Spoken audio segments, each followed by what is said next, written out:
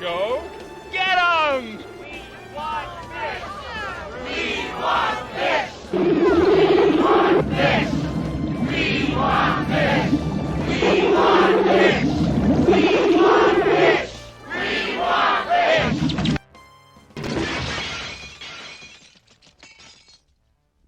Welcome to The Good, the Bad, and the Sequel. This is the movie podcast where we're talking sequels, and we do it in two parts. The first, an interview with an actor, someone involved that made the film worth watching. And the second, a discussion of the sequel, what they got right, what they got wrong, and how it could have been better. Really hope you enjoyed last week's interview with, I don't even know what to name her first, singer, actress, activist, the amazing Carol Davis. We talked mannequin. We talked hot commie. If you haven't watched the interview or listen to the interview yet, go back, because I never thought in my life I hear the two words back to back, hot commie, but she has made a story that actually stemmed from this week's sequel, Piranha II The Spawning, our second James Cameron film of 2022, and it's the last film, sadly, of our underwater sea creature sequel month. It sounds really I don't know if I can put that on a t-shirt, but I'm not going to say anything more before we jump into this movie. Fly into this. That's better, right? Fly into the sequel. I got to introduce you to my partner in the sequel watching journey, Jamie Riccardi. Jamie, how you doing? I think you know the answer to this before you even asked me. Great. Because I didn't think, we had watched Sharknado last time, and that was rough to watch. And I thought, you know what? It can't get worse. It can't, it can only go up from here. I was wrong. Really? 2 weeks now, 2 movies in a row. It can always get worse. Okay, this movie, not much. Listen, Sharknado, I don't know if you've seen it. It's horrendous. I have to be honest with you. I think I enjoy Sharknado better than this movie. So, and I hated Sharknado. If you listen to that review, I must have said hated about 15 times in there. First of all, I need to say two things off the chest right now before we introduce our guest. One, I could barely see the movie. The movie was so dark, the entire movie, which might have been a good thing that I missed most of the movie because it was so dark. And two, is it really about piranhas or are they bats? Because I don't know, the movie itself just...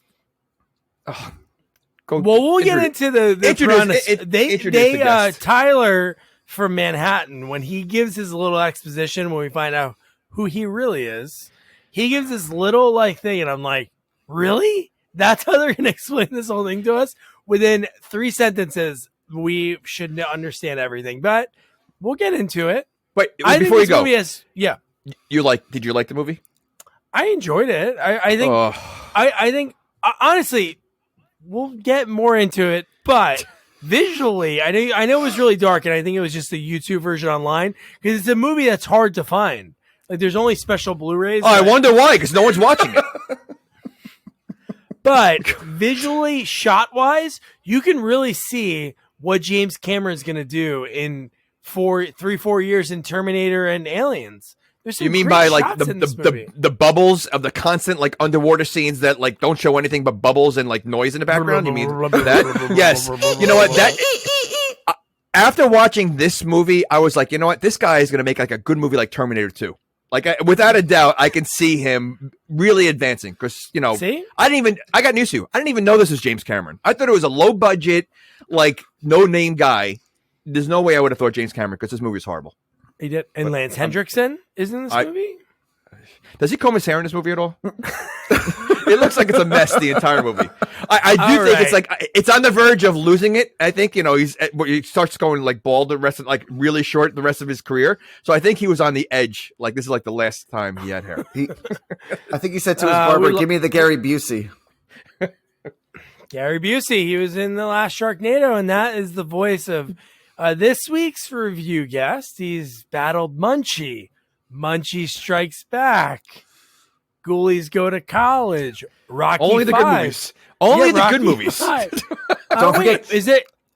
And don't forget Cannonball Run too. That was the Diamond in the... Oh, we did give you a good movie. So you get one for every 5. The Diamond in the Rough. And you know what? That was a great movie. So you had one great movie and the rest all crap. Misses. And let's say his name, Nick Spiro. Nick, how you doing, man? Doug, it's great to be back. Thank you for having me. Thank you for choosing this movie. You can thank me too. And Jamie. I mean, okay, thank you. But to see where James Cameron kind of cut his teeth, it was awesome.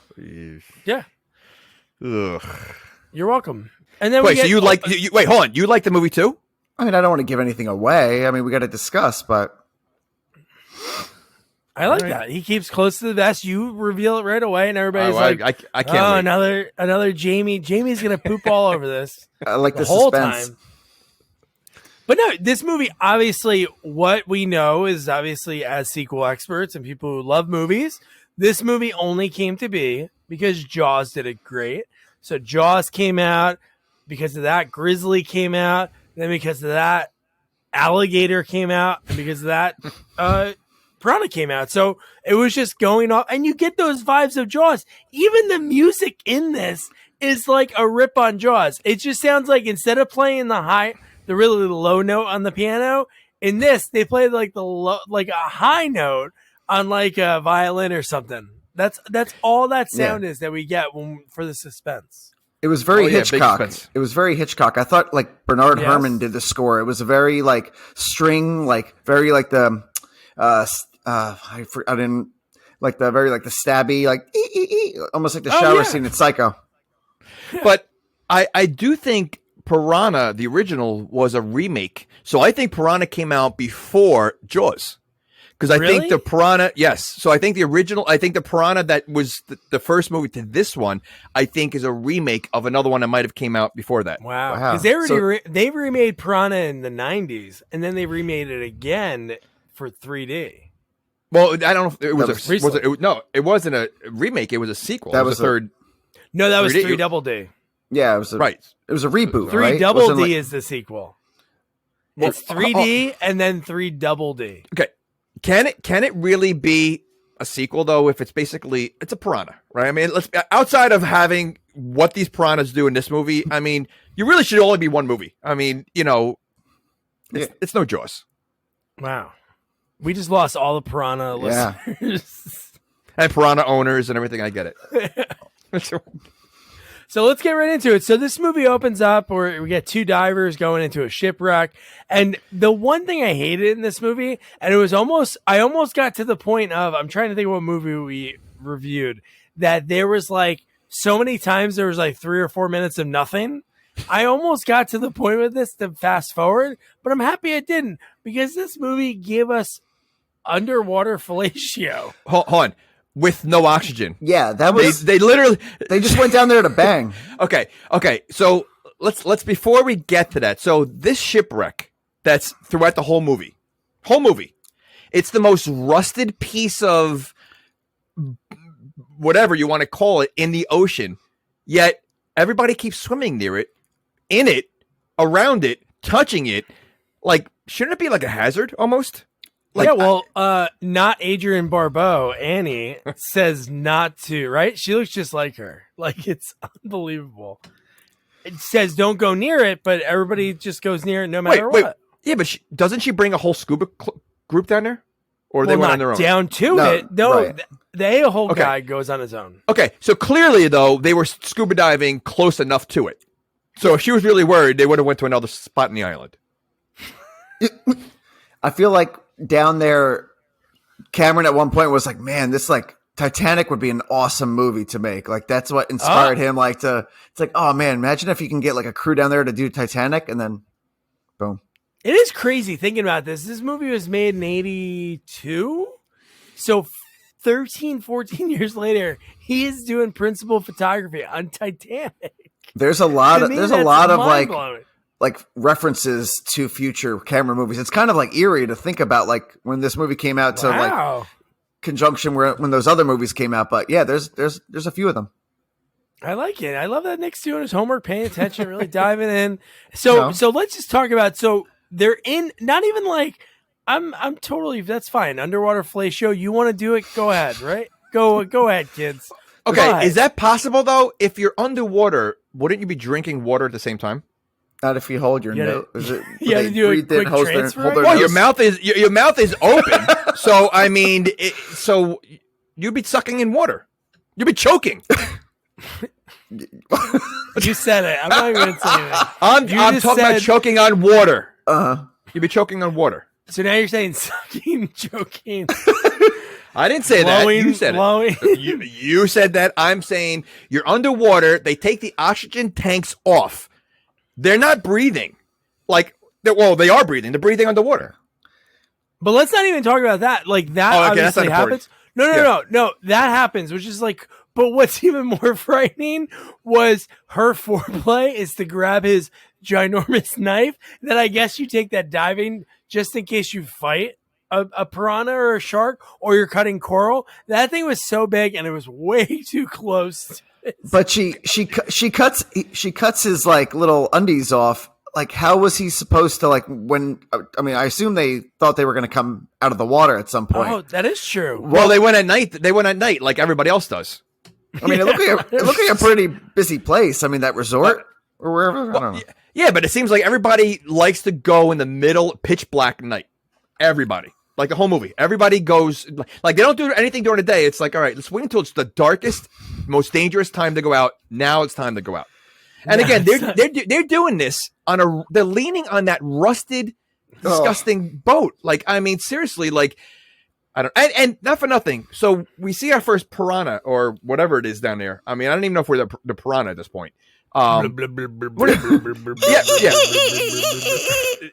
They just hang out down there. Like that's the only spot they really hang out there. We find out. You find out later. Dumbest thing. Yeah, the dumbest thing. We can kind of talk about it later. We'll talk about it a little bit now so people get. So this is like their home base. Okay. Correct. So this is like they're playing like Manhunt. This is their home base because canisters fell like X amount of months ago and they stay there. So that made no sense to me.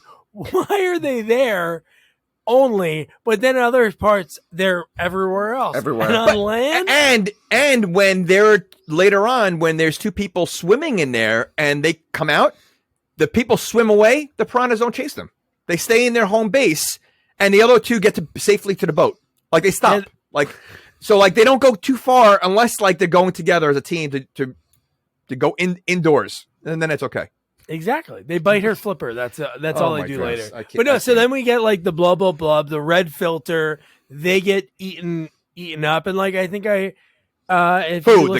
couple or the couple gets all eaten alive. Fellatio couple. All right. You said they got eaten up. So I didn't. So okay. So I got to tell you, the movie looked like a 70s porn movie. For so far, like just the way it's filmed.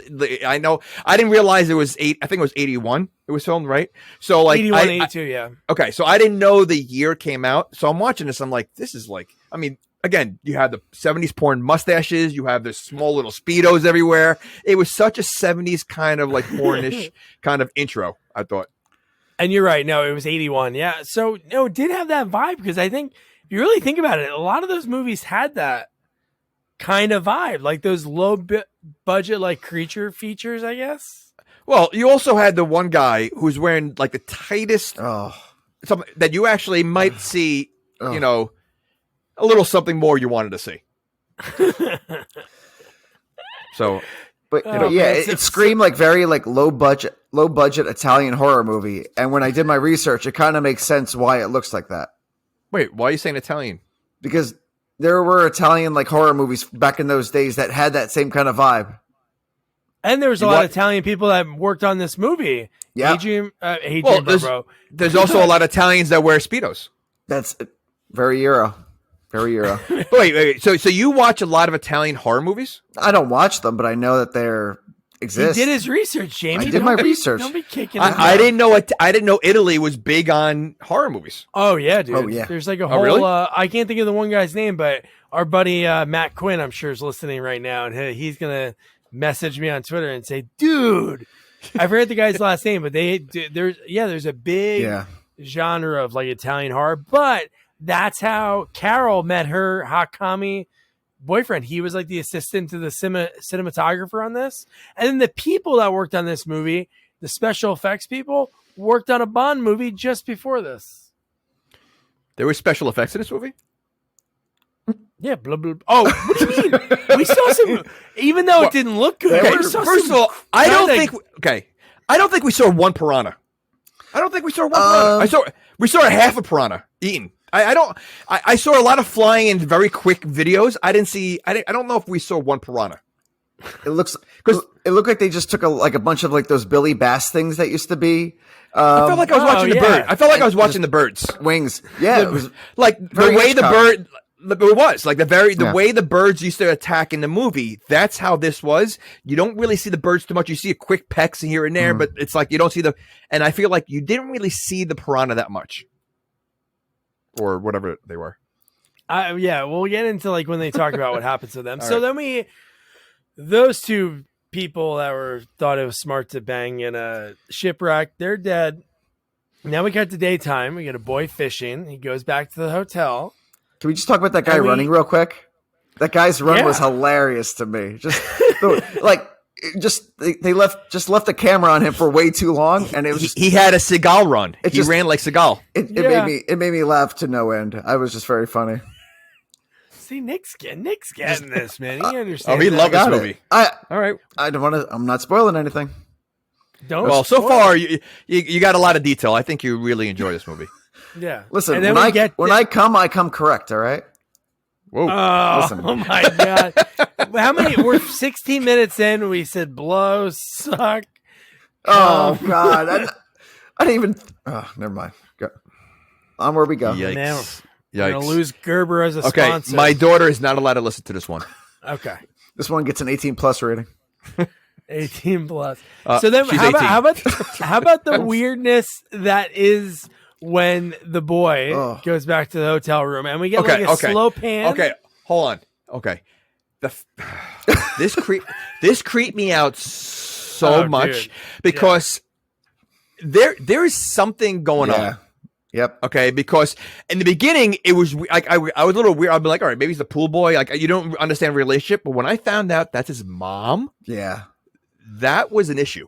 That was weird because it also continues after. Like she almost like gets dressed in front of him. She doesn't wear anything in front of him, like no pants. Like it's just a weird. The whole situation is weird. Yeah. Oh, dude. But I think they get really close. They almost nosing. They were nosing. Yeah. Yeah. Very weird. Very like stepson type of thing going on there. I don't know, but it's a real son, but it's like I don't know. It could have been. I don't know. Never mind. How weird? How about the fact that she talks about like your dad, and you're thinking this guy's like so far away, and then when we get the reveal of who the dad is, I'm like, wait, he's right there. Like he's throughout this whole movie. Okay, I thought he like lived somewhere else. He was coming in to help. No, he's on the same place. I thought it was an ex-husband. I mean, her behavior would tell you it's an ex-husband. Well, I guess they just didn't get divorced yet because I hope she's not just banging Tyler from Manhattan. Well, not for nothing.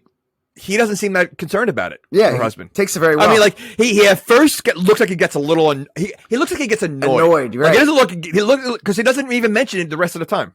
Yeah. Like, very weird. It's almost more to the fact that he's annoyed that he had to like just see it. He's like, do whatever you want.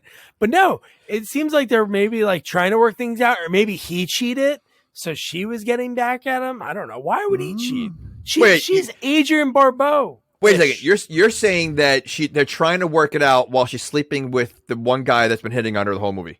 That's how they work it out. Maybe he has a strike, and he goes, you know what? Strike back. So she has a hall pass, and possibly doing things with her son. I don't know. Possibly. And then how overly aggressive is Tyler from Manhattan? Oh. Especially, it makes it even worse, I guess, when we find out what his real thing is in the movie, right? No, I think it makes it worse when she first meets him. He's hitting on her. Then she says, "Who was that? That was my husband." And then he continues to hit on her. Yeah. Doesn't faze him at all. No, did not like he like for a second he almost looked like but I'm like, all right, this guy realized, no, the next scene he's hitting on her right away. Yeah. And so like he really doesn't care. Yeah, he said ex-husband, next husband. Yeah. he utters the line, how are we supposed to have a love a love affair. Love affair. If you keep putting me off or something. I'm like, what? No, Yeah, but in this scene, how aggressive he is. We find out later he's only been there like a week, and he's taken her classes like twice, and he's going to the bellhop and finding out it's her food order and putting like, will you go out to dinner with me on her food? Like, God, man, get the hint. Well, I guess. So basically her job is just scuba. The way she looks, she's living in the suite, and her job is just scuba teacher, diving instructor, scuba teacher. Yeah, that's all she is. And Raul, aka the mayor from Jaws, right? He's awful. He's awful too. He's awful. Oh, so bad. He's an awful person. Yeah, like the stuff that he says in this movie. Oh my God, we've gotten that so many times. When there's always bad adults in so many horror movies, you know, that's like and every movie obviously has like the antagonist, but his turn later when he says like this weird line, we'll get into it later, but yeah, Raul's something else. But Jamie, when you turn on this movie, did you expect to see dynamite fishing? Okay. No, I did not expect to see that, but I also didn't expect him to throw dynamite at a cop. Who you mean not Mario, not Mario Van Peebles? But I mean that. I understand. Like they obviously knew each other afterwards because they showed that. But like because they laughed about it. But like, is that funny? But what like, is that a funny joke to do? Like if you have dynamite, like it's one thing to people I know like they shoot bottle rockets at each other. Like the Roman candles kind of thing. Like even that's dangerous. This is dynamite. What if he would have dropped it? Like that should have been like it's in water though. So like no, in the boat, like in the boat. Oh, if he dropped it in his boat, he just murdered him. Oh my God! He basically took a chance on murder. Right? He's like, all right, listen, I'm going to play a prank. He may die from it, but it'll be funny if he catches and throws it right in front of his son too. And where do you get dynamite? Like that was like old school dynamite. That was like excess dynamite. He called the Acme company dynamite because that's dynamite you have like when you like in the Old West.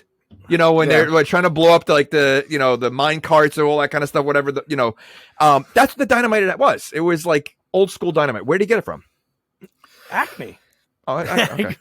They're on an island, first of all. So like, I'm not sure if they have Acme on the island. Lance Hendrickson really stole it too. I did not know that they were that close when he goes, "You goddamn son of a bitch," or whatever he said. Like he sold that line, and then he's like, "I'll be by later on tonight." No, Lance did great in this movie, and this is probably one of those movies that he did, and then afterwards, because up until Aliens, he was going to quit. Like, he was really going to quit acting, and then the connection with Cameron, he probably nailed his audition in front of the producers, and then from there, the guy's had a great career. When did Aliens come out? 86. Oh, wow. He should have. Well, he's lucky he didn't quit after this movie. I'm surprised that this would have scared him out because this movie was horrible. Was this in the theater? Well, I think he did a good job. I'm sure it went into the theater. He did a good job for what it was, but like that's what I mean. That's all you can ask for. If somebody gives you a script, you do your job. All right, I think he was the only one that was good in this movie. Well, I think Adrienne Barbeau was pretty good. I mean, for what it was. I thought she was solid. How about I have to get this before we get past it. How about horny Miss Wilson when she talks to Lonnie, the guy in the Yankee hat? She goes, "I would show you a thing or two that would put these young girls to shame." First of all, she was thirsty. She was really thirsty. She was, but like and I don't mean to be mean, but she's not attractive at all. No, like she was rough. I thought she was rough. She was like, I mean, like to me, like obviously she was an older woman. There's so many like older, like good looking older women that could have fit a role like that. Like trying to hit on the young people and all like you had like an ugly older woman who to me has no chance. They could have got a MILF, easily, 80s MILF, yeah, easily. Well, I guess that was the funny part about it, that he was the guy that later in the movie we found out that he was like sleeping with a young girl. Like at the end scene. I guess. All right. Well, no, I mean, that was a little funny that she got excited because she thought he was she went. First of all, her whole act to pretend she's drowning. Oh my God. Was ridiculous. You talking about Beverly? Oh wait, then we're talking the same person, right? Isn't that the one? Yeah, the same person. So the fact, I mean, again, I think she was pretty ugly. But anyway, her whole act why did she think he was a doctor? Oh, just I don't that know. look. And just because he had glasses? She was close. Oh no! When he checked in, she overheard say doctor. So another anti-dentist joke. So there's something in Hollywood against dentists. No, but she dug it though. Because he said she was into it afterwards. Yeah. But she thought you were the real like, doctor. Well, yeah. So they don't. In the joke is they don't consider a dentist a real doctor.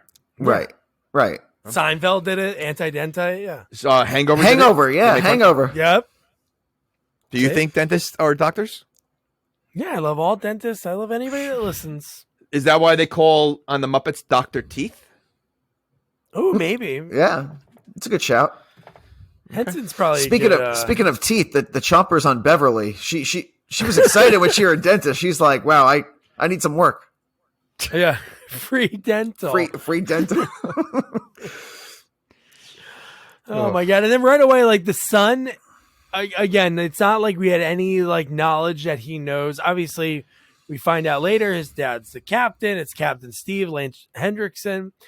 But that he goes to his mom, hey, you said we needed money, which they don't need money really because their suite is paid for. That's part of her pay. And then she gets pay on top of it. But he goes, well, Mom, I'm going to go on this 5-day cruise with this Mr. What is it called? And the daughter, who's for him, he was like, what? She was a smoke show. And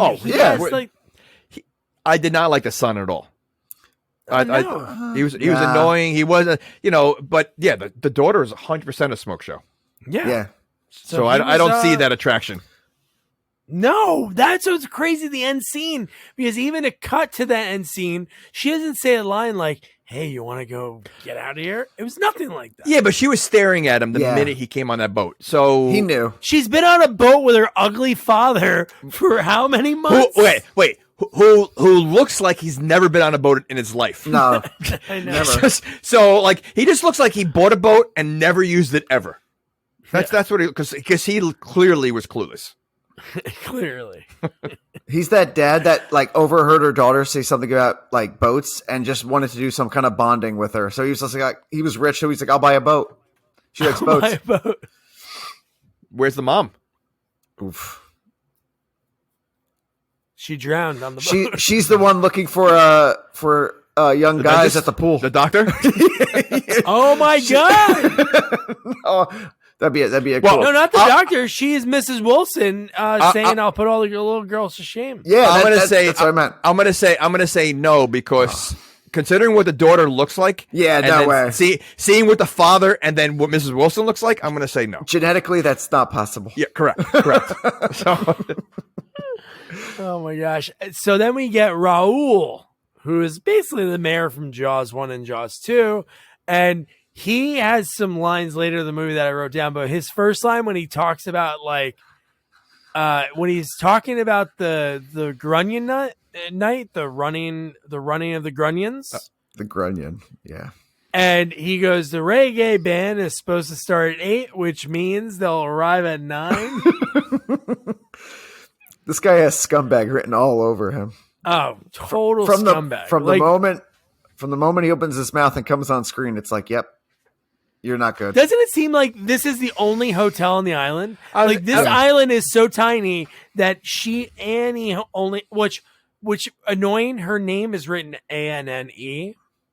That's not Annie. It's right? Anne. It's Anne. Yeah, but in the movie, she's Annie. But okay. That bothers you more than the movie? Yeah, that was his biggest problem with the movie. I feel like it doesn't even look like a resort though. Like, it doesn't look like a resort hotel. Like, being that it's say the only hotel on the island, it doesn't look like a fun place. Mm. You see, you ever been to a resort? Yeah. Okay. Do the hotels look like that? No, this place is nicer. What? Or do you think this place is nicer than the resort you've been to? No. It looked like almost like it looked like not a Motel 6, but it looked like a chain hotel, and that just had like these activities that you could do. There was like nothing else. Well, they only had 2 activities. It was using a boat at night, or scuba diving. There were no other activities. Or dynamite fishing too. I don't think he was at the resort. I just think he lived on the island. What did he do? Like, he was just there to kill fish? Like, that was his... He seemed a little MacGyver-ish later on in the movie. Well... Right? No? Doesn't he? No, I agree with you. I'm just saying, it was very sad that they didn't give him anything at the end. Nothing. It's no, I agree. I mean, there should have been... There was a big buildup to nothing. Yeah. We'll Right, get there. So then we get Carol Davis, our lovely guest from last week, and she's trying to steal food from the kitchen, and she's flirting with the stuttering. Okay, first of all, one, she looked great. She looked amazing. Great. Okay, she was, but the amount of food. Okay, she's going there stealing food and liquor. It looks like. But only 1 bottle of wine and like tons of food for like a party. Yet it's only her and her friend. Yeah. Well, they're gonna get stoned. Okay, but she had like packages of hot dogs. She had she had so much food and 1 bottle of wine for 2 skinny women. Maybe they had more on the boat. They had nothing. They stocked up on alcohol. They were. Okay, there was plenty of alcohol left. Like, if you're going to go to a kitchen and steal stuff, wouldn't you steal more alcohol than food? Oh, of course, yeah. Right. Me personally, probably. Right. I think most people would. Listen, I think 1 package of hot dog would have been enough. She literally had like a grocery bag of like food that she was trying to steal. What do you think was in that bag? Did she have like cucumbers? I think lettuce, cucumbers. It literally was packed with food. She kept grabbing everything but 1 bottle of wine. But what did the guy do when she said we'll cruise around the bay for a while, maybe get a little stoned, and then to get him over, did you ever make it with 2 girls? And he's like, I'll make the food, and then well, I thought she was going to do something else. Like maybe show something. Oh, like that's what I thought would have because in all the 80s movies, that's usually what does it to like the geeky guys. Like you show them show them a boob and like they're all in. Melons for melons. That'd be like a line from like Screwballs. That's probably in Screwballs. It sounds like it could be. Yeah. But yeah, so he's gonna cook on the boat. And do they own the boat? I don't know. I think they stole it, right? Yeah, they might have stolen it. That's a nice boat, and they seem like they're probably both like early 20s. Correct. Yeah. So you think they know? They even know how to drive a boat? Oh, no clue. No, yeah, they definitely no. Is it called driving a boat? I would think it's steering a boat. I guess, right? You don't drive a plane. You fly a plane. Okay, so what do you do? What do you do with a boat? Sail a ship? Yeah, but if it's not a sailboat. Swim a boat? You're swimming. Okay, that's I'm being serious. I don't know what it's called. Like I know. Well, it's driving a boat, but it doesn't. Is it driving? But is it driving a boat though? If it has a motor, if it has a motor on it. Well, it's driving a boat is closer to driving a car than a plane. So I get flying a plane. So, but it has to be something with water. I would think. I don't know. Steering, you just steering. So I think maybe you're boating. Let's go boating. That sounds better. Boating. You're boating a boat. Yeah, that sounds that's right. If I say let's go boating, you think you're a boat. Let's go driving car. Let's go flying plane. You've used the term "let's go boating" before. I don't own a boat, but if I owned a boat, I'd probably say it.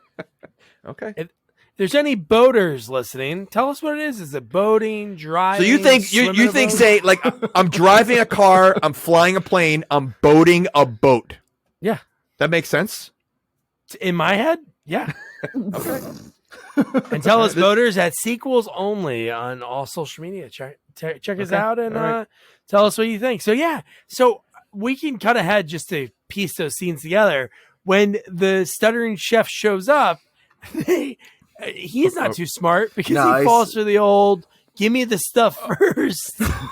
Give me the stuff first. Unravel the anchor or the rope, and then his jump. Literally was not even. It was like to the side of the boat. Wasn't like, even it wasn't aiming. even like right. Like I think if he really aimed straight ahead, he might have made it. But instead, he literally jumped to the side of the boat. It was almost like he fell off the dock. That was more than a jump. And you know, I'm surprised because her friend actually said like, "Oh, he's not that bad looking." Right? She said it when he came over. So I thought she would have felt bad when he went in the water. No, they're laughing and they drove off, or they boated off. They boated off. Yeah. They boated off. Now, how did they know this guy? You know, he obviously was something wrong with him. How did they know he could swim?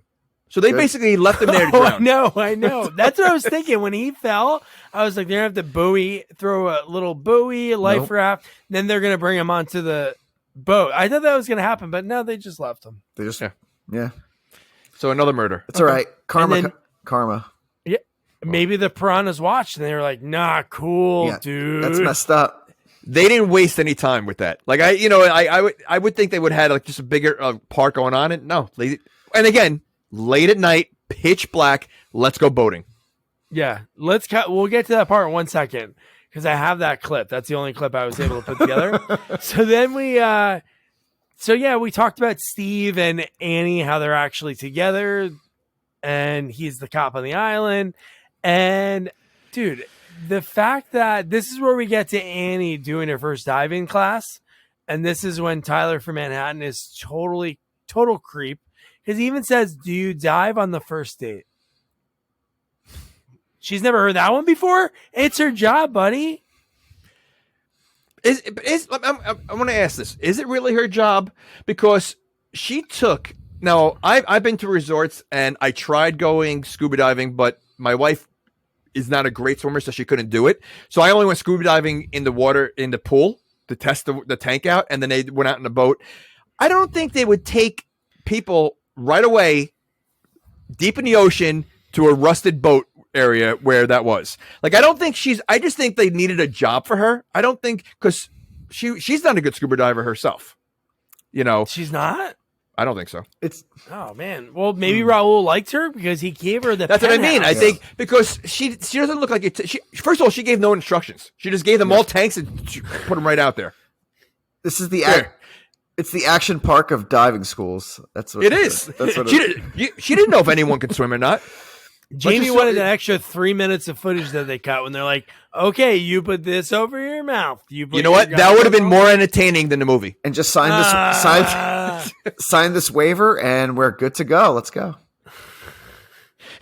Well, this is probably definitely during the time that they didn't care about people getting licensed or practice. They probably did just slap a dang on you and just said, "Hey, have at it." They didn't care. They didn't care at all. And then, but we do get the asshole guy that was kind of being a dick to Annie when she's going over everything. Like, don't go into the wreck that was there from a few years ago. And he was like, "Why not?" And then Tyler's like, "Hey, man, stop being such an a-hole." And then what does he do? He breaks off. He goes in there, and he gets destroyed. We hear the sound effect of just like that. And then his face looked cool. We saw his face when Annie found it. It looked pretty good. Wonder who did the specials on that. I guess. I don't know. I wasn't impressed. I mean, for like a low budget movie though, I mean, it looked like they took clips from other movies and just spliced them all together for this one. That's what it looked like. So, you're not going to change my mind. All right, well, I'm going to try. That's my job. I got to try.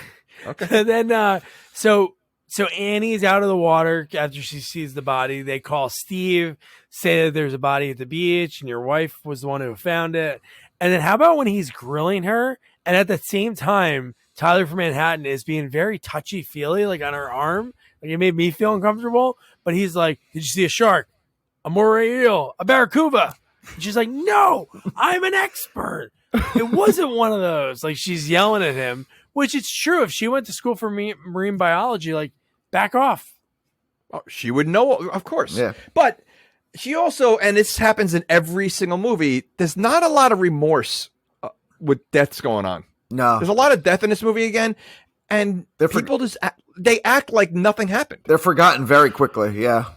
Very. I mean, even she, she comes across a little bit like I think she says like, listen, I just, saw this thing, or, someone that was my fault that he died or something like that. So you see a little remorse, and then what happens the next scene with her? Just like she forgets. Well, she goes to check it out at the morgue.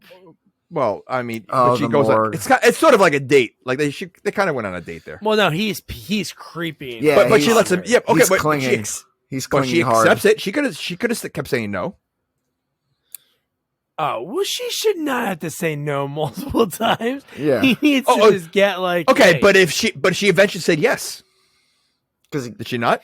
He was pressing. He was pressing hard. This is getting somewhere. I'm just saying, like, so listen, not for nothing. What did they do the next scene right after the morgue? Oh, I know. Oh, okay. It was so I think she had interested him in the beginning. I think she was just saying no because she just wanted to go to the morgue first. Like if she wasn't interested in going to the morgue, she probably would have hooked up with him right away because she was interested. She liked the fact that he was like so interested in her, obsessed with her. Yeah. So before we get into the whole morgue scene, let's cut back to Carol Davis and her friend. Their line that they said "Au revoir, asshole," when he falls into the water. And then here is the scene that this movie, honestly, I watched this movie when I talked to Carol, and this Twitter friend, her name's Helena. She's the one who posted about this movie, which I never knew about.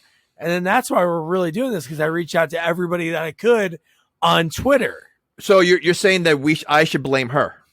Yeah, sure. Yeah. Yep. Okay. All right. Thanks, Cheryl. So here is the clip that gets this movie. It goes from 0 to 100. At this point, I had no idea what we were watching then. Because dude, this is like, didn't either. I was like confused then. I started getting confused in this part. Who's the other girl? But when I don't know who she is, but she's just looking around. And it's the middle of the night, and they hear so this is where we get sounds. And in my head, I'm like, oh, the only way this is going to happen, right, is if they fall into the water, right? Correct. Because these are piranha that are in the water. Correct. But no, what happens? She's looking around. She picks up a towel, and you're like, where? I don't get what could be happening right now. Like, really? And then the fact first that of all, that doesn't sound like a bat. That didn't sound like a bat. It sounds like a bat, yes. The fact that she has to hold it reminded me of Critters. When in Critters, they had to hold the critter on their thing during the scene. Okay, now she's getting mauled by probably a lot of piranha right now, and still hanging on. Right? She's still fighting us. Oh, okay. She dies with one piranha. Right? Like, look, she has one piranha. The other one has about 50. It hit an artery. That's basically. The other one had it in the neck too. Oh, did she? And look how long it took the other one to die. This one piranha, and she's out. Yeah, that one. Maybe she's allergic.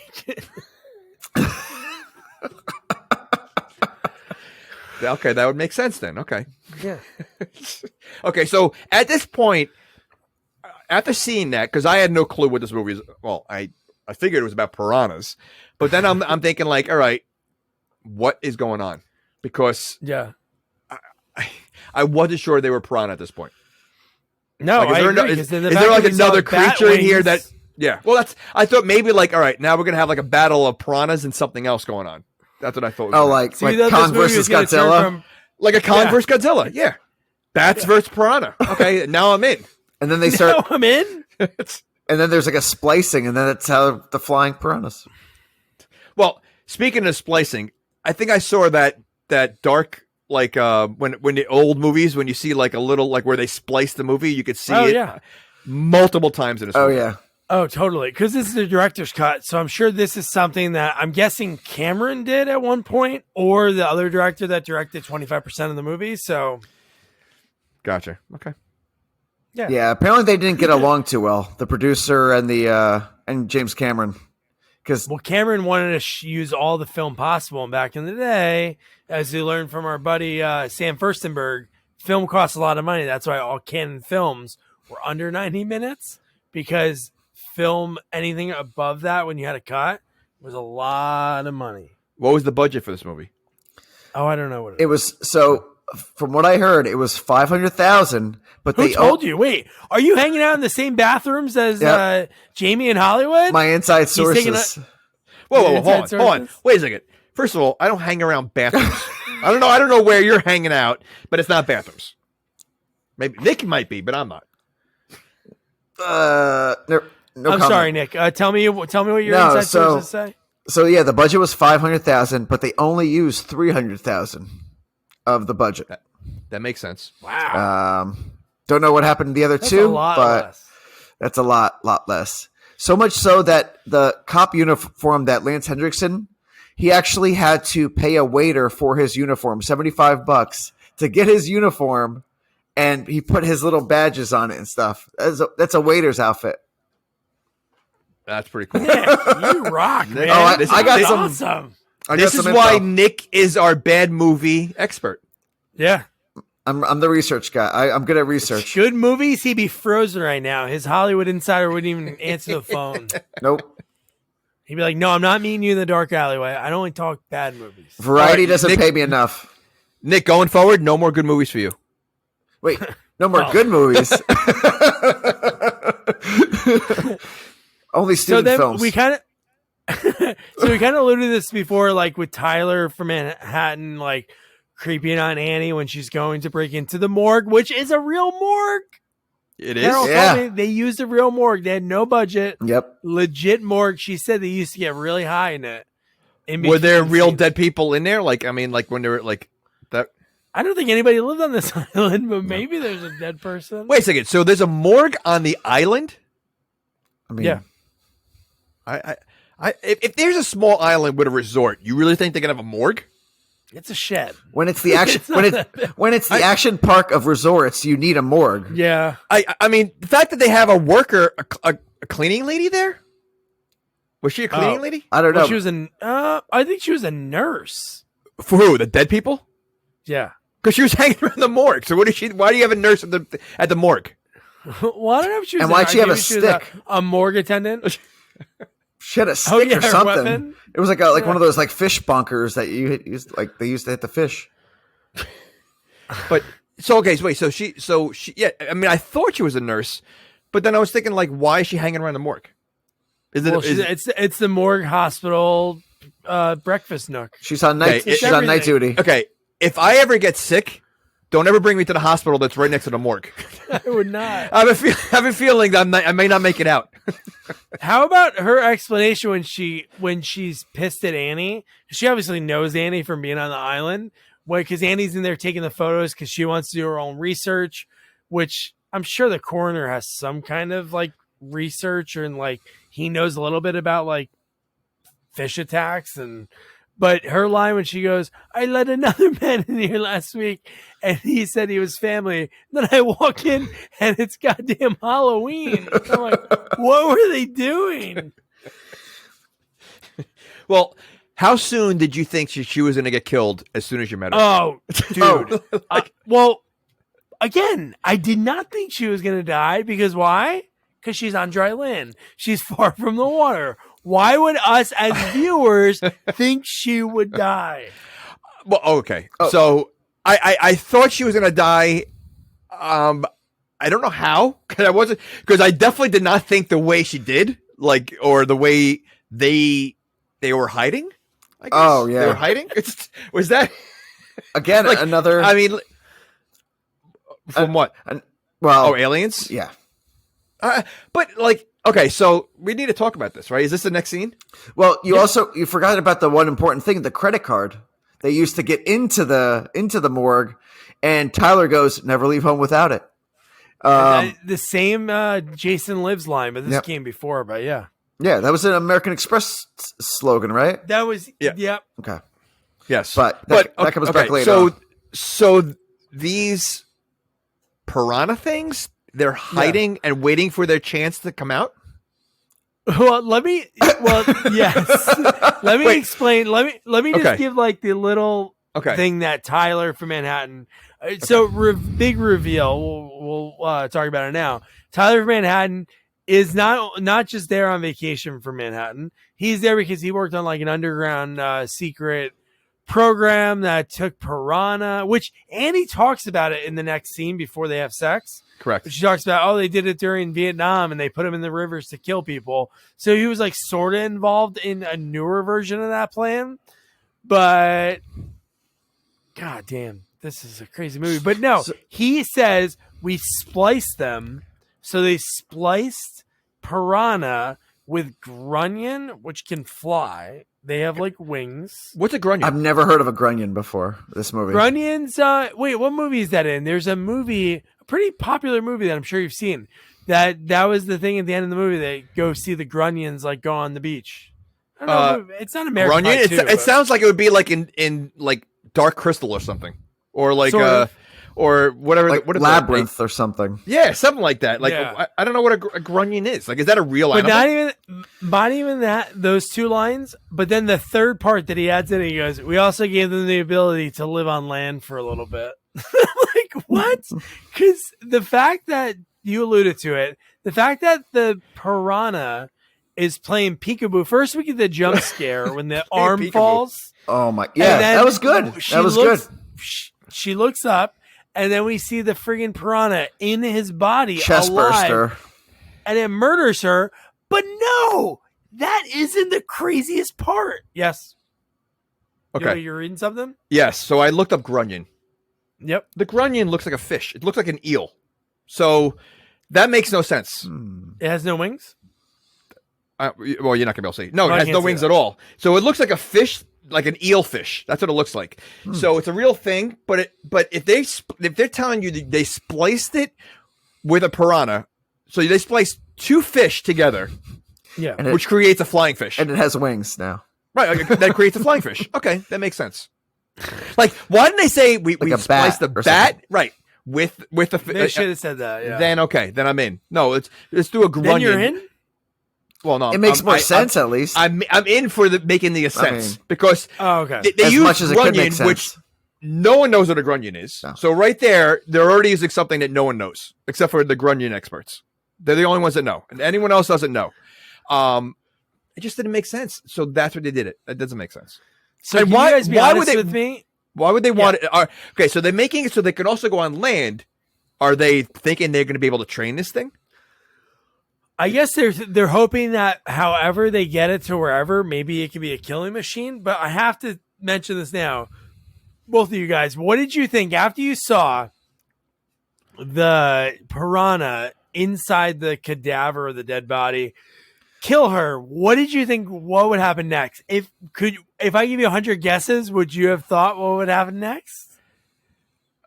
No, because I'm still in shock that I saw a piranha playing peekaboo inside a cadaver. So I wasn't even thinking all right, I was not even thinking what was next. No, I had no I had no idea. It was almost like he was like, scatter, and he flies out the window.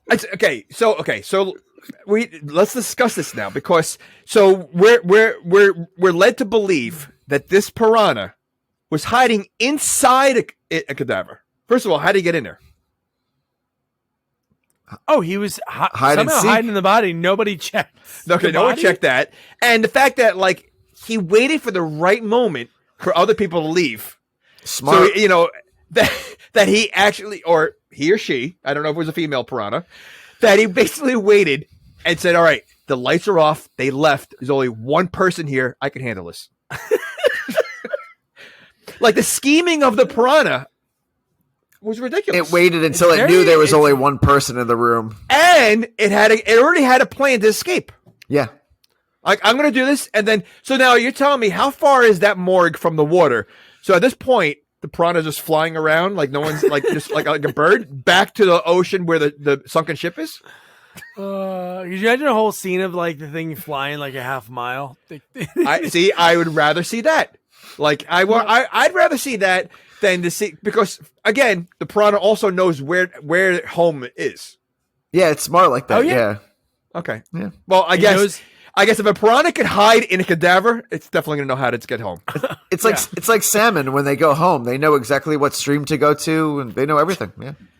Well, they are part Grunion, so I guess Grunions know how to do. Yeah. But the fact that I would love like to piggyback on what Jamie said was like, what if we saw the beginning scene, like when the body's on the sheet on the beach? What if you saw the thing like sneak in, like climb up and like hide in the body, nestle in? And, I think that would be funny. Like the piranha is like somehow was on like the cart that got in there.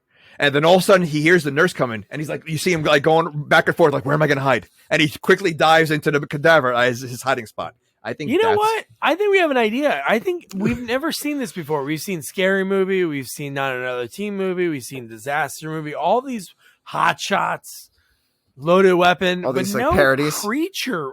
Yeah. No creature one. Wouldn't it be great to have one that is like all of those creature movies, like Anaconda, Lake Placid, like Jaws, all of them spoofed? Because that would have been a perfect spoof. Well, it's almost like it is a spoof. The fact that it flies out of the window to cover its ass and somehow like sets up Annie as the murderer. Because Lance thinks that, Steve thinks that for a second, and then he just leaves. It's like, shot. It's shot as bounces. He goes right in an elevator. It's shot as a comedy, but no one told the actors that it's shot for a comedy. Like, like they're like, this is going to be funny as hell, but we're telling them it's like a dramatic, like animal disaster movie. Oh. But do you think the piranha, like, it was a plan from the beginning? Like, do you think when they're in that under the sunken ship, do you think they were like, all right, listen, after we kill this guy, we're gonna send someone, our main guy into, inland into the morgue and make sure, and we're gonna frame Annie for it. Tony, hop in that guy's body, and you're gonna be the one that jumps out. They drew straws, and Tony drew the short straw.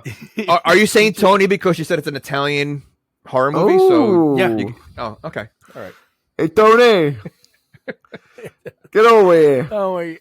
So then we get Annie is looking at the photos, talking to Tyler doesn't even reveal himself yet, but the line she goes, "I want you to sleep here tonight."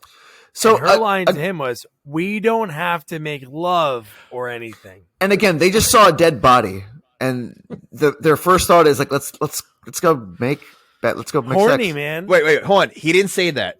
What he said was, no, that's what she said to him, and he goes, "That's the furthest thing from my mind." No. She goes, "Can you stay? We wouldn't make love." Oh, wouldn't. And then 2 seconds later, they're making out.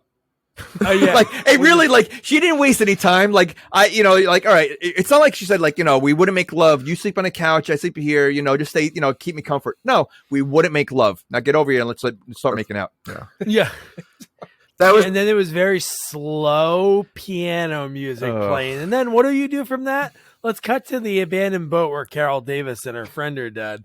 And then as soon as Steve's looking at the bodies there, what happens? He gets a phone call about there's a dead body at the morgue. And then Annie, we see when she's done having sex, she's smoking a cigarette and she's looking over the pictures again to try to figure all this out. And isn't this when her husband comes by? Or no? He walks by, like there's like a quick peek in, and then like there's like a double check and comes back. And he yells at her, right? Or he later on, but he doesn't say anything about the cheating at all. No, that she left the credit card with the blood on it at the morgue. Right. He was more annoyed about that than he was about the cheating. Like you left her credit card. What if someone got a hold of this and charged a bunch of things to your account? And let's not she followed him outside wearing just a shirt. Right. And she was like, no pants on. She was just at a bed with no clothes on. She's like, you want to talk? Let's talk. And it's like, okay, you just screwed this guy. And I love that Tyler had this look when he walked in and he was like holding her and he gave this look like, sorry, pal. She's mine now. Well, let's not forget also with something we missed, that while they were looking at the pictures, Tyler's making a sandwich and eating. They were looking at the most grotesque pictures possible, and Tyler just takes it upon himself. And they were in, I guess, her office, right? Where were they? Yeah. Or her room, or suite? In her suite. Yeah. Room, and he just decides to make a sandwich and eat while they're looking at this grotesque pictures. That's like all those movies, though. Like when they're eating in the morgue and they put like the donut on the guy, and it's always, like, wait, what? Always, ew, it's gross. Yeah. Gross people work at more. Yeah, gross things happen around. So I love that, Steve. I love when we're watching these sequels and we're talking about them, and somebody in the movie says the line that we're thinking, it makes us, I don't know, feel like, oh my God, they get us. But Steve says a line to her when I think Annie posits, oh, it must have been a piranha that did this. And he goes, fish can't kill on dry land. And it's like, why would anybody think that's possible? She never saw it fly. She has no knowledge of these things flying at all. Yeah. At this point, she hasn't seen anything fly yet. No, but, wait. So who are they discussing that died? They're talking about the nurse. Is that, yeah. Right. Found the nurse. Yeah. Okay.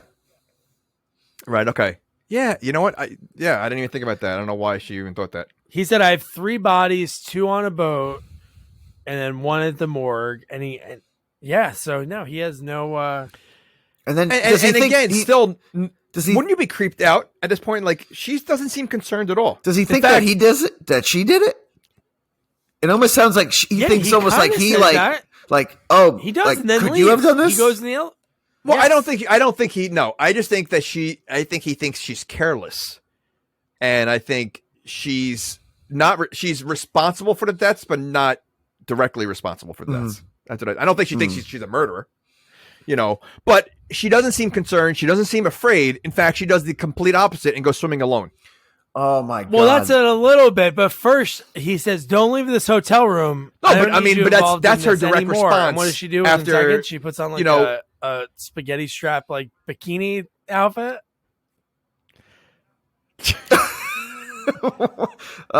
Doug, it sounds like you got taken over by aliens. Well, really? Yeah. I mean, yeah. Well, now you're better now. You came back. Okay. Yeah, your sound was like all muffled. Okay, now I'm getting back. So no, and then Annie, this is when she goes to the Raul, the sort of jaws the mayor, and she goes, "We have to shut it down." And he says, "No, we're booked solid, and people love the dives. You're really jamming a red hot poker in my ass." That was such a bizarre line for the conversation they're having. Like, that really didn't really fit. Like, what is? Okay, so let's break it down for a second. So based on she wants to stop, doing those, going swimming. He wants to keep it going. What does a red poker up your ass have anything to do with that at all? It's nothing. Really, it's a tough situation. I guess I could. Well, yeah, but I can say like, all right, you have my hands tied. Okay, right. It's a little different, but like shoving a red poker up my ass, if that was possible and they really did that, would that have anything to do with, still letting people swim? You could still work. You could still work. Hands. Yeah. You could still dive. Right. Yeah, so that was a weird statement he said. Like, it didn't fit. Totally bizarre. And then from there, he goes, well, if you don't do it, you're, I don't even think he goes, he doesn't even do an in-between. He goes from this to you're fired. You're fired. Yeah. He didn't waste any time. So, okay, so she wants to stop the scuba excursions. He fires her. Who's going to lead then at this point, didn't he basically just stop the scuba at that point? Exactly. So she won in a way. She lost. And somehow she's still able to scuba. She's still able to sneak all the equipment. She's able to hang out on the premises later. Like, wouldn't they be like, get this she's fired. Get her out of here. And have access to a harpoon. Harpoon, walkie-talkie, whatever she needs. Okay, she still gets. She's a scuba. Like, do you think all scuba instructors have access to a harpoon gun and know how to use it? On that island, probably, yeah.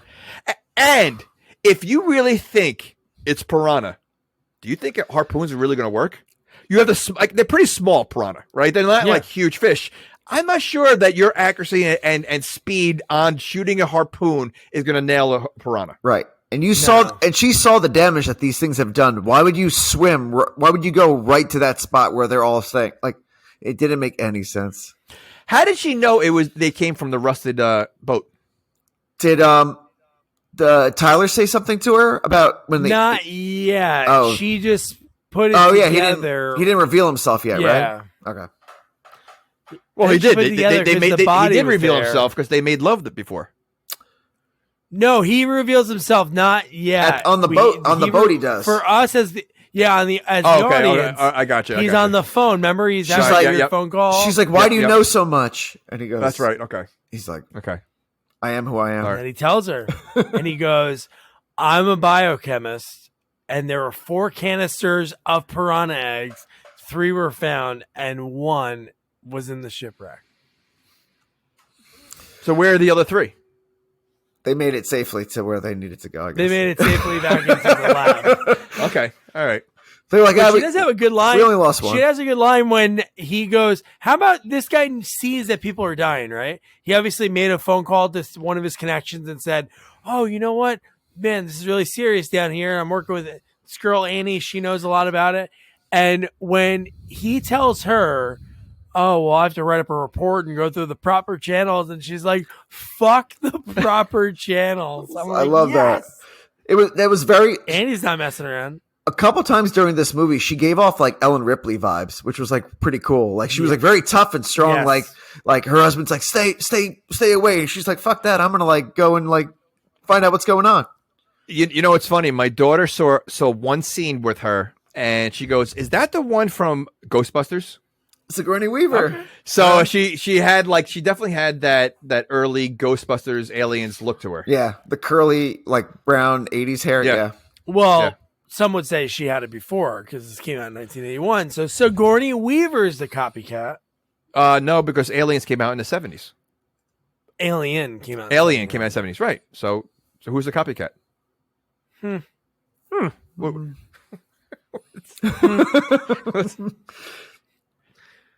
Cool. All right. Cool. Fun fact.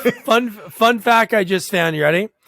So Annie, Cameron takes care of his people. She played woman in the Titanic. He let her have a role in the movie. He's like, listen, you were in a great movie of mine with a shipwreck. Guess what? We're doing it again. She played woman in Titanic. There's like 1,000 women in Titanic. Well, she just played woman. She's the one that fell off the boat. Yeah, that's really taking care. Oh, wait a second. That's really taking care of her. There's a crowd on a boat, and she plays one of the many women that are on there. I'm going to hook you up with listen, we worked together when I first started. I'm going to give you a nice role in my movie. I mean, she could have played any side part. I don't think that's really taking care of her by saying woman. Just bring That's her like back. fine, throw on there. She's probably not even on the boat. There was probably just a name they put out there. She was one of the ones waving from the docks. Yeah, behind like 10 other people, so you can't even see her. You see her hand. Her hand's probably in there. That's it. So then we get the dynamite fisherman back in the movie. Steve goes to check with him, and he tells him, "Hey, I wanted to show you this. The fish that he was catching in the nets had bites out of him, and his nets were getting eaten. So he was trying to tell him something crazy is going on." Yeah, but is that really crazy? Is a net being eaten by a fish? I mean, it could be a shark, could be anything. Like, I don't think that's really concerned. Maybe it's never happened before. Here's a question I have to have. If I catch a fish and I let it die, man, it's so vicious the way we eat animals, but I catch a fish, I let it die, and then I cook it and eat it, fine. If I blow up a fish and it dies from the impact of the explosion, do you think it tastes better or worse? Well, it might be a little smoky. Yeah. But my question is, if you're using dynamite to catch fish, wouldn't you be blowing up the fish also? I think so. So I think you're only going to get chunks and pieces of fish. I don't think you're going to get a full fish. Yeah. It just doesn't seem like a logical way to go fishing. No, it's so stupid. Oh, I think this is like the last time that Annie really has like an interaction with Raoul, but he has some other funny lines. 2 lines he says to her, "You must be breathing in musky air from the tanks." And then he says, "You're really cutting my nuts off." So, poke her up my ass and nuts off. Cutting the nuts off. Yeah. This guy has a way of words. He does have a way. He's got a thing. And then, but Steve at least has her back at this point when they're having that meeting, because we didn't see it. They didn't show it to us as the audience, but when he was meeting with Dynamite Fisherman, he got wings. So he had wings in like a Ziploc bag to show the mayor, because she said, Tyler told me they spliced them with this so they could fly. And then he had it in the Ziploc bag to show. And he put him in his place. He was like, "Listen here, you piece of..." He almost says like piece of shit. Yeah, but he still didn't care. No, he doesn't care at all. But then Raul runs the island. And then Gabby got in that nice line too at the end, just like that quick little bitch at the end. Who's Gabby? Gabby is the dynamite fisherman. That's his name. Oh, okay. I told you, I did my research. Wait, he had a name? I didn't even know he had a name. Gabby. I didn't know he had a name.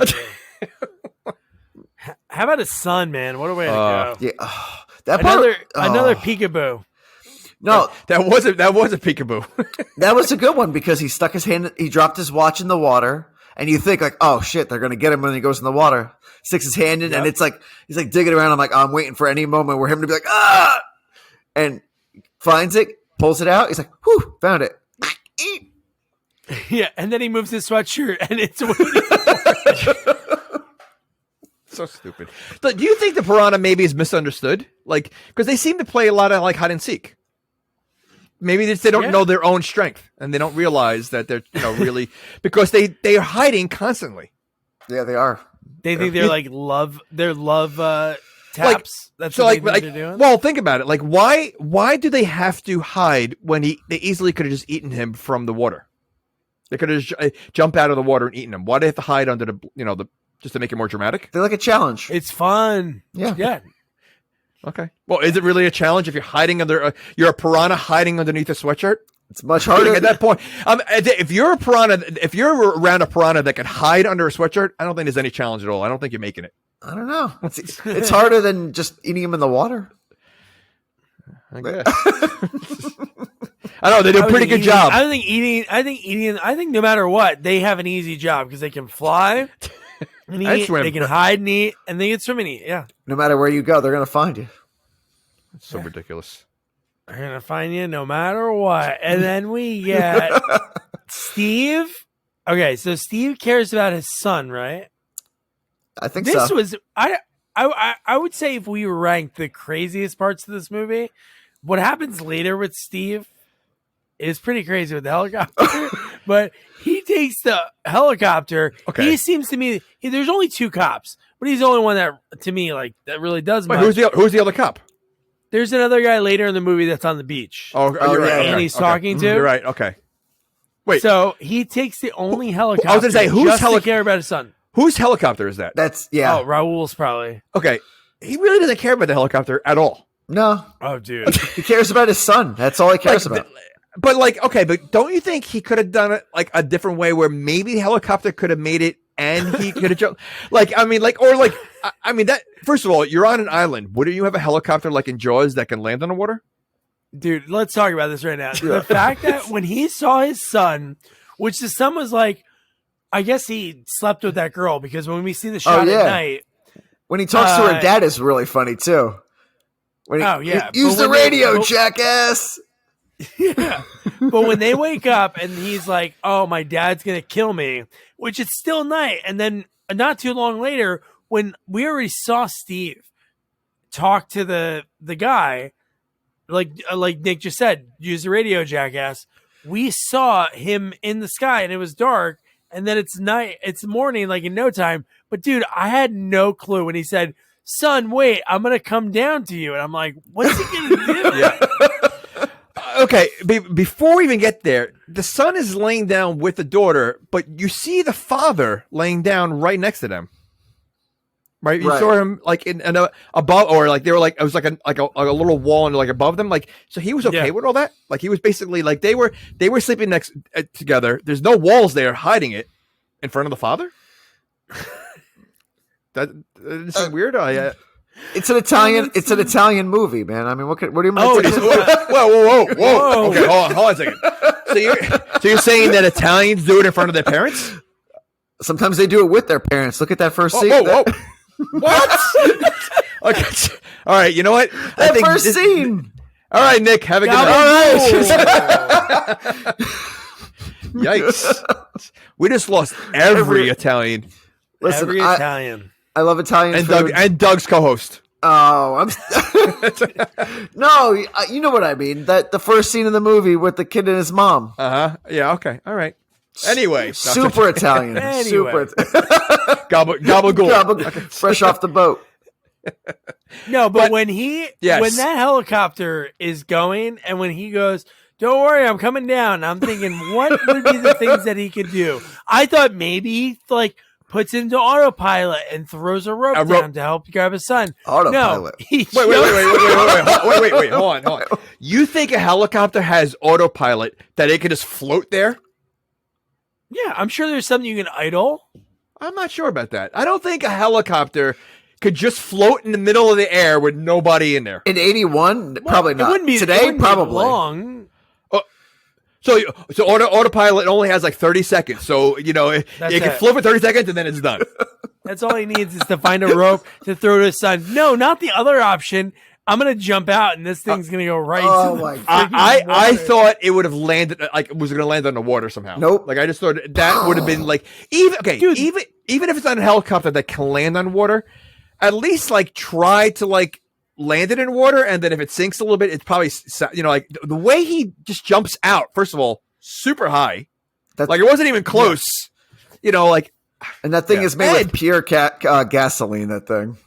Oh, and he's jumping into the water that has all the piranha. Yeah, well, it doesn't because this is what's confusing. You're telling me this son that went on a 5-day cruise, right? And he had to go like tell Annie, like, I'm gonna find our son. I'm gonna bring him back. I'm gonna go get him. You're thinking he's going far away. He's not that far at all because it's a day trip or a half-day trip that they take the diving because they're actually right near the shipwreck. That's what I mean. Yeah. So I mean, well, first of all, who's driving the boat?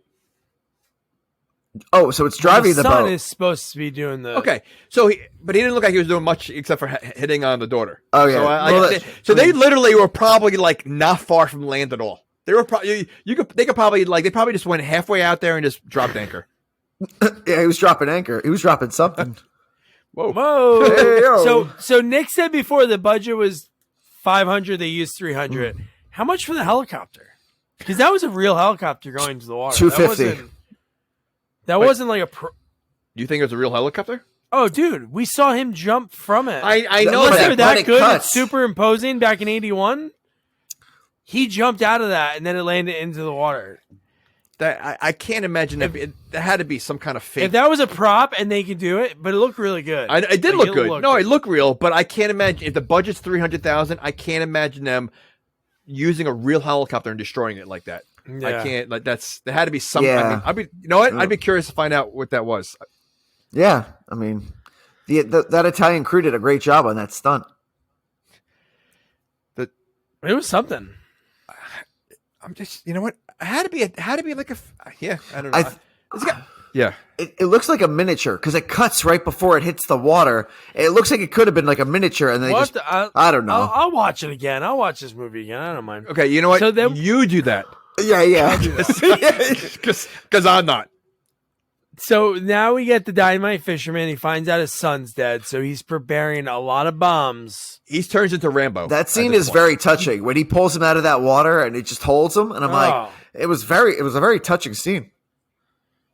Well, that was touching in the fact that he carried his dead son. Oh my God. Through the part, like the luau party thing. Oh my God. And no one seemed to really be concerned. Nope. Nobody at all.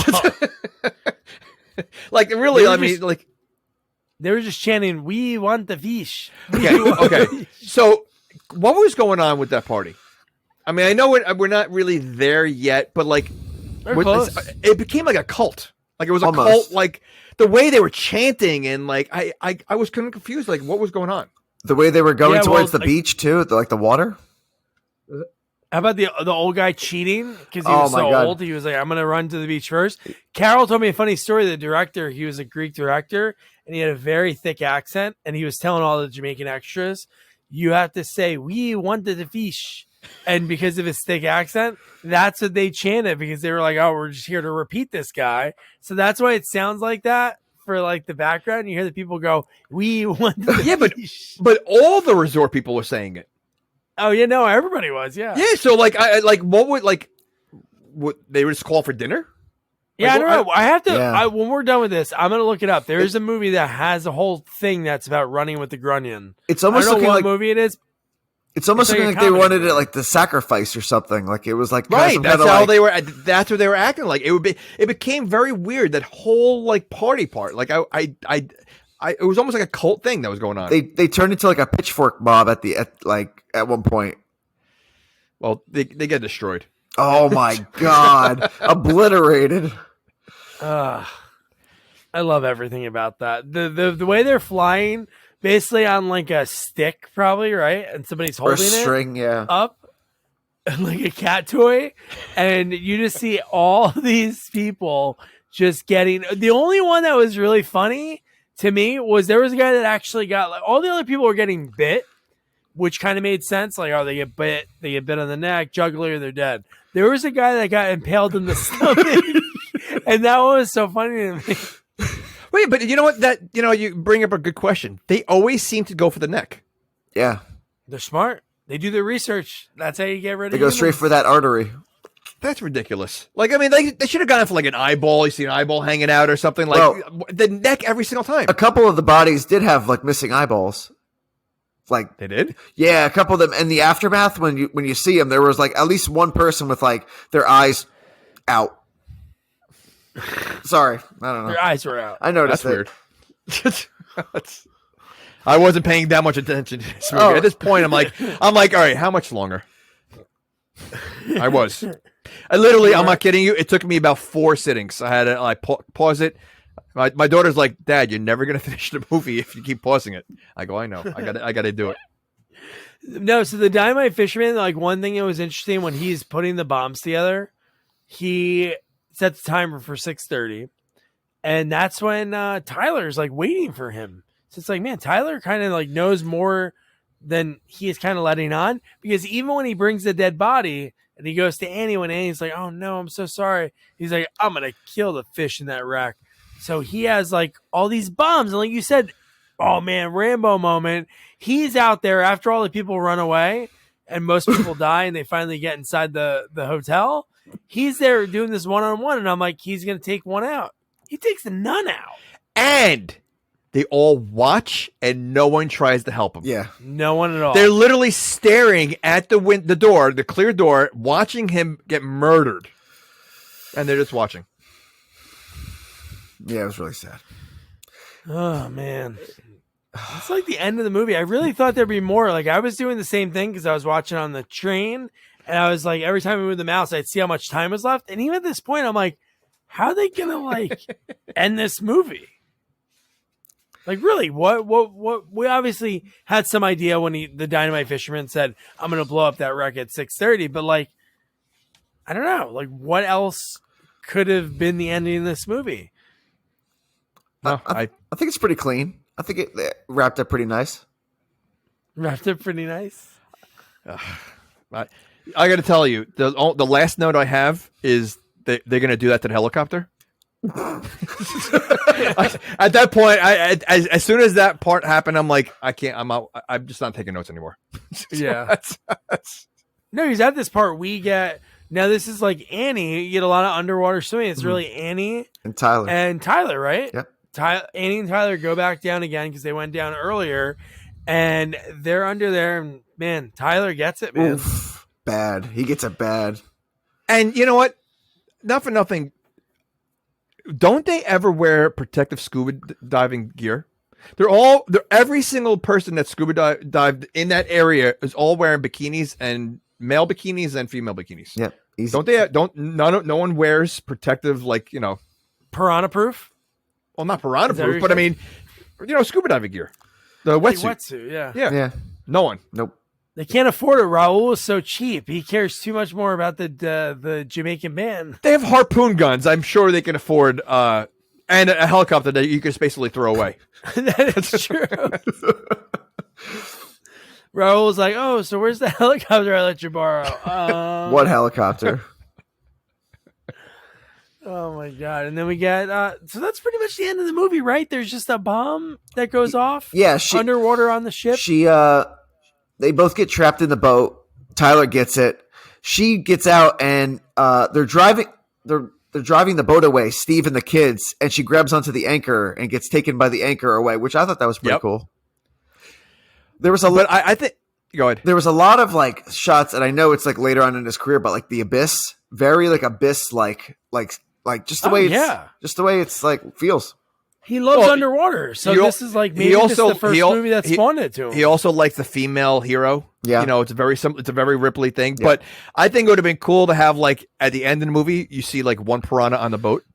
Oh, you know, like set up the third one. Well, which actually, now that I think about it, I'm glad there wasn't a piranha on the boat because then there would have been another movie right away and possibly a review for us. So the boat blows up and. The reaction from the family, it was very weak. I mean, their mom / wife just died, and it's just like Lance Hendrickson just looks at the boy, and just like kind of grabs him, holds him in. He's just like, she didn't make it, sorry. And all of a sudden, she's like, "Hey, I'm here." No remorse though for Tyler. She didn't feel anything. No, there wasn't any remorse for anybody in the movie. I mean, again, she watched the Rambo guy get killed, so she didn't care. She's like, I made it, but like, I gotta go. Well, she's probably like, listen, this guy's been obsessive about me the entire movie. This is the easy way out. She's like, how am I going to get out of this love affair? And she's like, oh, that was easy. I really don't know how to break it off with him. Oh, he died? Yes. She actually hired the piranha. They're working for her. Ooh. They might have did that because the a-hole died. Yep. The other couple that went off and didn't listen, maybe she's part piranha and she speaks to them telepathically. Yeah. See, I think it would have been good, like sort of like a Men in Black kind of thing, where the piranha were actually inside Tyler, and they were controlling Tyler. Wow! And he was really a piranha. So she slept with a piranha, right? And then she becomes pregnant, like aliens, and has a baby piranha. And the doctor says, "Wow, this smells fishy." Ooh, maybe that's foreshadowing in the beginning of the movie when the son tries to get his mom to kiss the fish when she was sleeping. Oh, see, maybe that was her son. Oh.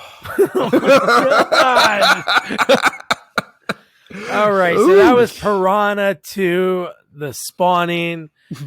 We'll go to our guest first. Nick, would you recommend somebody to watch this movie that's free on YouTube? You know what? I would. Yeah. I mean, just for the sheer fact to see where Cameron got his start. He doesn't like to acknowledge that this is his first movie. Wow, shocker. Yeah. Yeah, it's definitely a hard watch. Like Jamie said, he had to pause the movie a few times. I might have had to pause it once or twice kind of myself to kind of, because it's very dark. The quality is not good. It's like, I don't know, VHS, but like a VHS that's been in a fire. I would watch it though. I would just, like I said, do your research, find out the backstory of it, and then go from there. Because if you know the backstory before you go in, it's actually a pretty interesting watch. Nice. I think if anything, you're better off just watching some kind of behind the scenes or backstory of the movie and not the movie itself. Because I think the movie is, even I know it was dark and maybe it was just because it was the quality on YouTube. I mean, first of all, most movies that are free on YouTube, there's a reason why they're free. Munchie and Munchie Strikes Back are on YouTube. Right, exactly my point. So I just feel that the movie's rough to watch. Even if it was better lighting, it might have made it worse. So it was a rough. Honestly, it took me 2 days and 5 watches to finish the movie. So fun fact though, there is 2 versions on YouTube because that's 10 minutes longer because the producer of the movie would go in after Cameron would edit the movie and re-edit his edits. He added more nudity into the movie and made it more of like a campy, Okay. There's too many watches. There's too many options to watch. We didn't watch that version. That was so Cameron actually went back and like made his own version of the movie. Like of the because the guy took the boobs out. The guy was like a control freak apparently, the producer, and only hired Cameron because they needed an American director on the movie, and they wouldn't want the distributor didn't want an Italian name on the movie. You know what? Now that you said that, this movie broke the 80s rule. Well, no, there's in the beginning. Underwater nudity in the beginning. Oh, yeah. There's right. boobies. All right, never mind. All right. But apparently the other one is, All right, no, never mind. To answer your question, no, absolutely do not watch it. It's a waste of time. So Nick, yay. Jamie, nay. So for me, I would just say, whenever it comes to movies, like if a movie is like overly bad, I won't. I very rarely say not to watch a movie. But for me, this movie has some things that you'll never see. You'll never see a fish playing peekaboo in a dead body in the morgue. And things you shouldn't see. So listen, if you want to waste an hour and a half of your time watching a horrendous, don't do it. That's what I'm saying. This movie got a 6% on Rotten Tomatoes, but wow, I can't believe it got that much. I find it more entertaining than like Catwoman that got a 9 though. Oh, let's not get crazy. I mean, I would watch again, and I'm always going to go back to Son of the Mask, without a doubt, over this movie. Oof. Mirror, Mirror 3. Oof. All right, that's a tough one. Okay. Wow. Nick, thank you for joining us. Thank you, guys. It's been a pleasure. Anytime. And so, Doug, you're going to tell me it can only go up from here, right? Because we go from Sharknado to Piranha 2. So I'm assuming we're going to have like a fantastic sequel, like a great movie that everybody loves. It's not going to be cheesy or campy. It's going to be a great top 10 sequel of all time. Well, I can tell you it might be in the top 10 of Friday the 13th movies. So if you're a listener, I me and my wife were expecting a boy next month. I don't know exactly when. So I wanted to sort of time it. I don't know if the timing is going to be perfect, but Friday the 13th, a new beginning. When I interviewed Pam Roberts, who Jamie got for me to talk to, man, what a great person to talk to, because not only just because she's in a horror movie that tried to do something different, almost like Halloween 3, obviously with part 5, don't want to spoil it, but there's like a different thing to it. It's more of a whodunit. And man, Melanie Kinnaman was great to talk to about it. And we talked about like how she, got started in Hollywood, like her coming with her mom to do, she was a dancer. So she went to New York with her mom and she was doing things off Broadway. And then she does the audition for this and she got it right away. And then she talked about how the problems during the filming of this, really just working with the director who used to do like adult films of the 70s, and then how she was supposed to be involved with part 6, but that kind of fell out when John Shepard didn't want to reprise his role as Tommy Jarvis. But no, it was fun talking about not even just her career, but just the reception of this movie and what she had to deal with going to Comic-Cons for the first time and these horror conventions. The people were mad at her for a movie franchise just trying something different. Everybody has to try. You don't know. And if this movie was never made, guess what? We never get Zombie Jason, which is like my favorite Jason. I don't remember this movie at all. So wait, this is number 3? It'd be fun. This is 5. 5. Okay. So 5. So, and it's free on Pluto, so you can watch it. It's been free on Pluto for a while. Wait. Another free movie? Oh. That bodes well. But this movie has the most kills, I believe the most boobs, and some pretty good actors that when you see them, you're like, I've seen them before, and some fun stories behind it. So don't forget to review, rate, share our podcast. Follow us on all social media at Sequels Only. And don't forget to check out our website, sequelsonly.com. Good night. Good night. Good night.